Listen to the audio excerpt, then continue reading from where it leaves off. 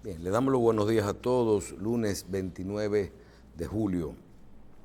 Señores, primero quiero hacer una breve referencia en lo que tiene que ver con la situación que está pasando en Venezuela. Y aunque vamos a esperar lo que ocurrirá en el día de hoy, en todos estos días, respecto a su proceso de elecciones realizado el día de ayer, yo solo les voy a decir que veamos lo que está pasando en ese país, que valoremos lo que tenemos y que protejamos lo que tenemos. No tenemos el sistema perfecto, tenemos todos muchísimos problemas, pero cuando uno ve no solo ese proceso electoral, sino los últimos años que vive Venezuela, lo que fue Venezuela, lo que ha sido en estos últimos 20 años ya, sus procesos y lo que está pasando ahora, tal vez un proceso de transición y problemas económicos de todo tipo, problemas políticos, sociales. Lo único que puedo decir es que valoremos lo que tenemos y que lo protejamos y que trabajemos para mantener nuestro sistema, con lo bueno y con lo malo. Pero miren lo que puede ocurrir cuando cuando cambian las cosas. Yo creo que todo esto está bastante probado. Por otro lado, hablando un poquito de algunos de los procesos de reformas, quiero primero brevemente decir que en la ley de compras y contrataciones vemos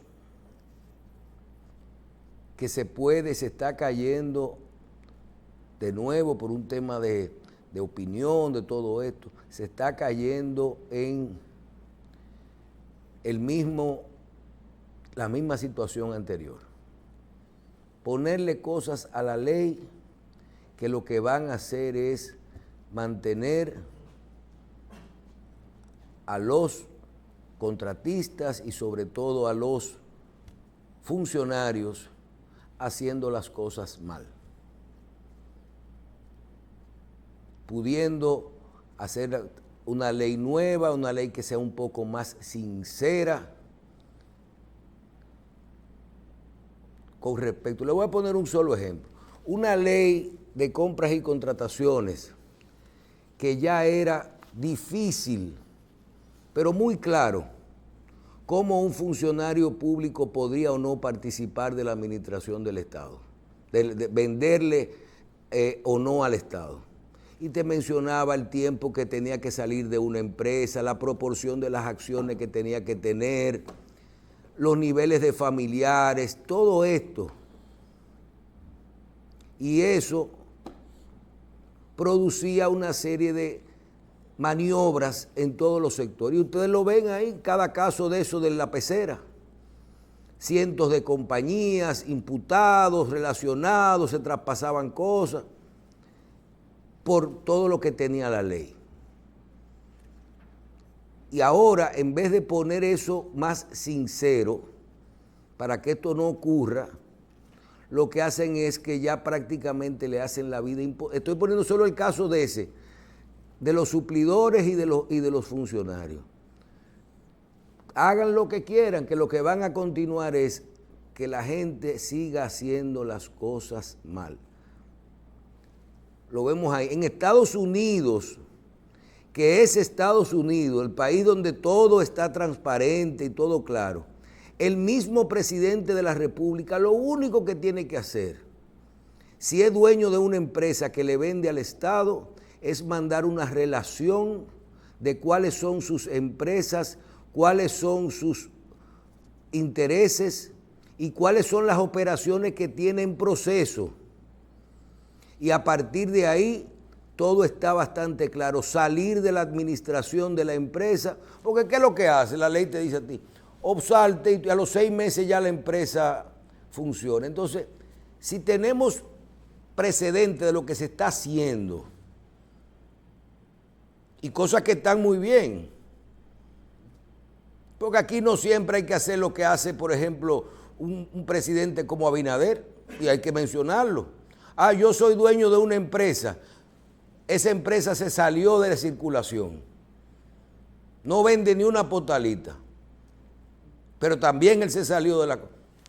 Mató pues usted lo que tenía era tenía una ley que decía, yo me salgo y esa empresa puede seguir haciendo sus operaciones como lo hacen en otros países. Porque entonces lo que dicen es, pues, hacen otra compañía y hacen eso. No, yo creo que si es un proceso de reforma hay que hacerlo para bien. En lo que tiene que ver con la reforma fiscal, estuvimos trabajando mucho en esto. Y vamos a repetir, ¿por qué se está haciendo en República Dominicana una reforma fiscal? Se está haciendo por transparencia, se está haciendo porque nosotros necesitamos, porque hay una ley de la Estrategia Nacional de Desarrollo que dice que hay que hacer una reforma. Se está haciendo por el control del gasto. Se está haciendo por eficiencia. No. La razón fundamental por la que se está haciendo una reforma fiscal es para buscar más dinero. Se está haciendo para sincerizar y hacer los impuestos más simples. No más baratos, sino más simples. Tampoco son extras. La razón fundamental por la que se está haciendo una reforma fiscal es para buscar más dinero. Para buscar más dinero, ¿por qué? Primero, para poder satisfacer todas las necesidades o un poquito más de las necesidades en alimentación, en salud, en educación, en seguridad ciudadana, en obras públicas que tiene nuestro país. Pero la razón principal es porque nuestro presupuesto es deficitario. Hay un 30% de nuestro presupuesto que estamos en rojo, que nuestros ingresos son un 30% menos que nuestros egresos, que lo que nosotros gastamos. Y eso es producto básicamente de dos partidas: la deuda y sus intereses y el subsidio al sector eléctrico. Si estuviéramos hablando de medicina, esto es un diagnóstico. Esa es la razón. Todo lo otro está ahí. Por otro lado, cuando hemos hecho, que podemos hablar un poquito de eso, ya sabemos por qué hay que hacer una reforma fiscal. ¿Por qué los proyectos anteriores no han funcionado? Primero, porque siempre han sido un parche para resolver un problema puntual, un dinerito que falta para algo, un completivo. Primero, no ha funcionado por eso. Segundo, y que mira, el doctor Junior Espinosa está aquí, a ver si se entiende esto. Segundo, por los periodos que se incluyen en esas reformas, en esos pactos fiscales o en esas reformas fiscales. Siempre lo ponen hasta una fecha. Esa reforma, usted tiene esto, pero esta amnistía llega hasta tal momento. Siempre le dejan un pedazo. Tercero, por miedo al después, que aquí no se quiere hablar de eso. Por miedo al después, yo no le voy a poner el valor real a mis propiedades porque después me van a cobrar el impuesto sobre el valor real. Y yo no voy a afilar cuchillo para mi propia garganta. ¿Verdad? Entonces, son varias razones. Usted tiene los periodos que se incluyeron, el miedo al después y que siempre se ha hecho en forma de parche. Son las razones por las que las reformas anteriores básicamente no funcionan. Ustedes han visto aquí grandes discusiones en base al porcentaje del ITEVI. Bien, en el caso de los impuestos, el ITEVIS, ¿cuál es la razón de que el ITEVIS hay una alta evasión? ¿Porque la gente se lo roba? No, es porque gran parte de lo que es, la gente se está quejando aquí del 18%, tampoco, es un impuesto altísimo, pero es a la transferencia de bienes y servicios. El problema está aquí en el ITEVIS, en las exenciones, y está en la informalidad, que la informalidad está dentro de lo que la gente que dice que no pagan. Por ejemplo, un dueño de un colmado va al almacén, compra una factura con ITEVIS, esa factura la compra en 100,000 pesos de bebida, de productos que sí tienen ITEVIS, porque el arroz y lo otro no tiene. Compra 100,000 pesos de cosas que tienen ITEVIS y le cobran 118,000. Y ese señor lo pone en una guaguita platanera y se lo lleva para su colmado.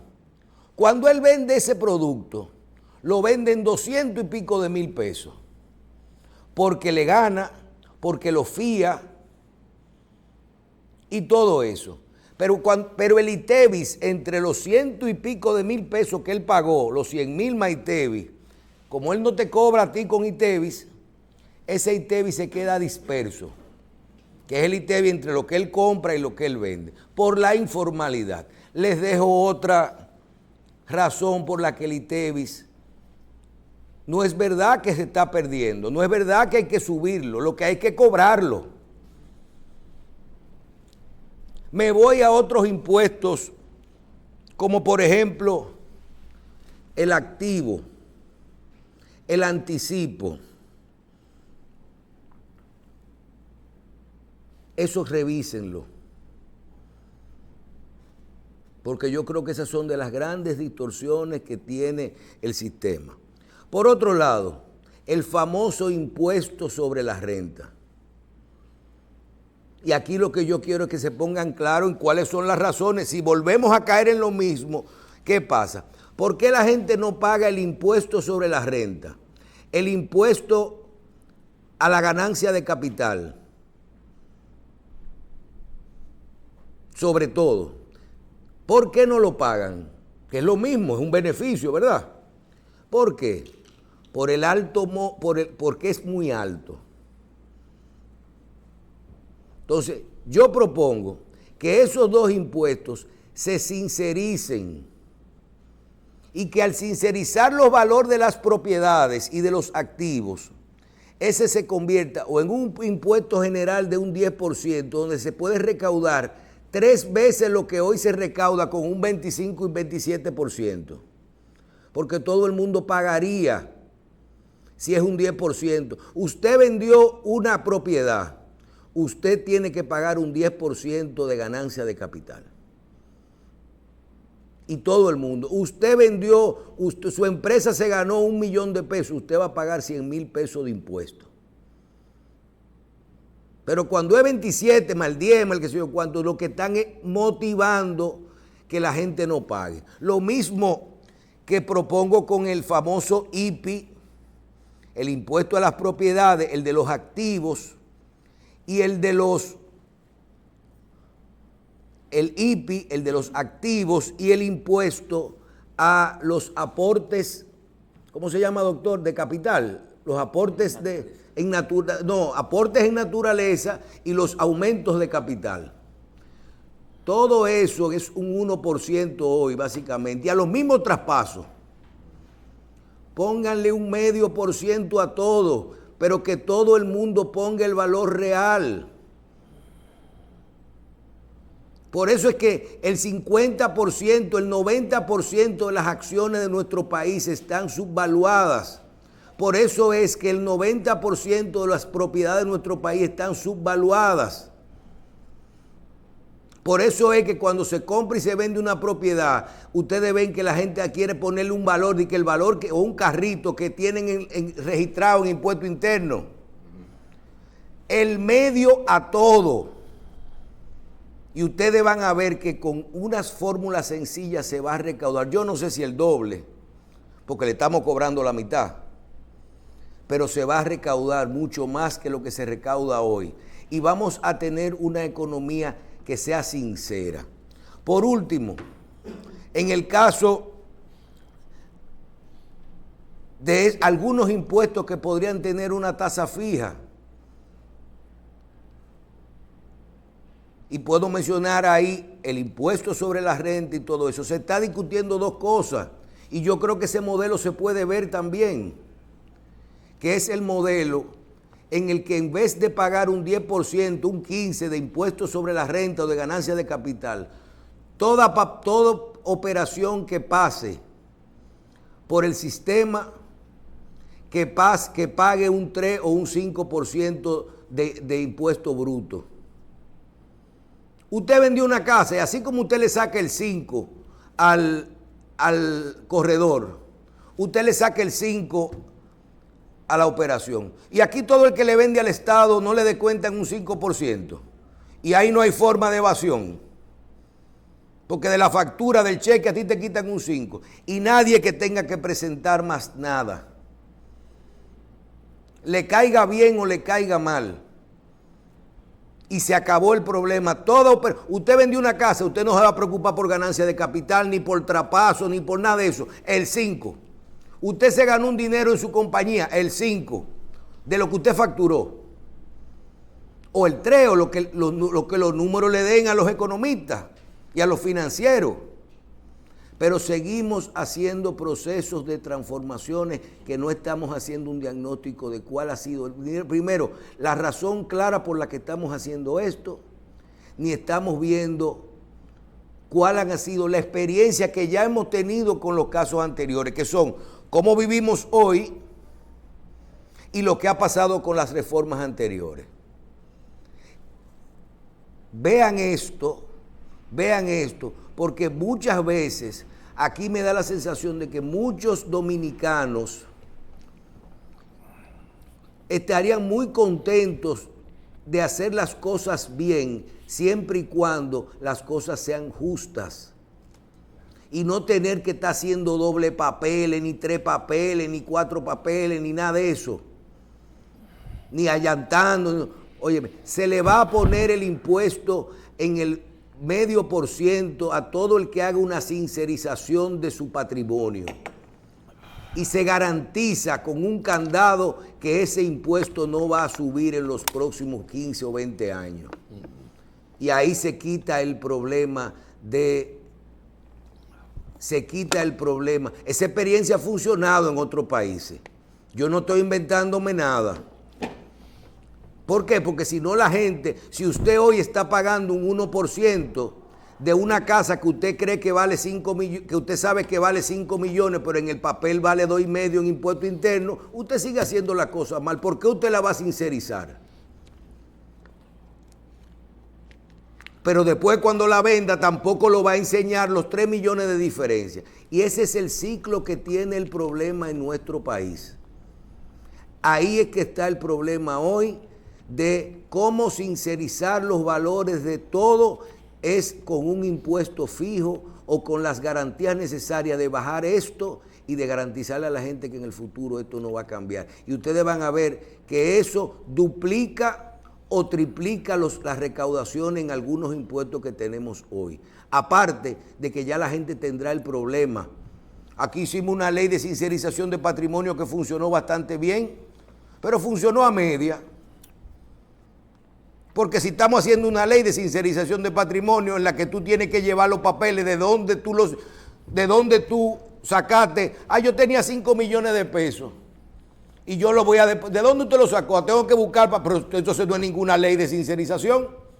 Tiene que ser que los cuartos que tengan los capos, los cuartos que te mandaron de Nueva York, los cuartos que tienen eso, y vienen los gringos y dicen, no, porque eso es, qué sé yo, que es lavado de activos, entonces no haga la ley de sincerización de patrimonio.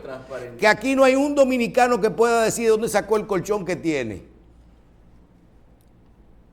Uno no hay que pueda decir dónde sacó el colchón que tiene. Porque, por cierto, si usted construyó su casa y usted vive en San Juan de la Maguana, con el dinero que le mandó su hermano de Nueva York por una remesa, usted es un evasor de impuestos, porque eso paga el impuesto a las donaciones. Y entonces usted no puede sincerizar su casa. Eso es que yo estoy hablando, de que las cosas hay que hacerlas transparentes. Y si usted va a hacer una ley, hágala y dele luz verde.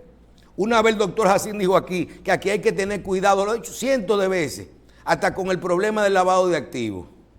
Ponte en broma mucho con las torres del país y con las construcciones para que tú veas que se cae el crecimiento. Lo que pasa es que ahí es que no se ha querido ver. Yo sé que hay que ver esto, pero creo que sincerizando los valores de todo y haciendo esto más transparente, nosotros podemos recaudar el doble. Y ojalá que la gente vea esto, cuál ha sido la experiencia de los proyectos anteriores.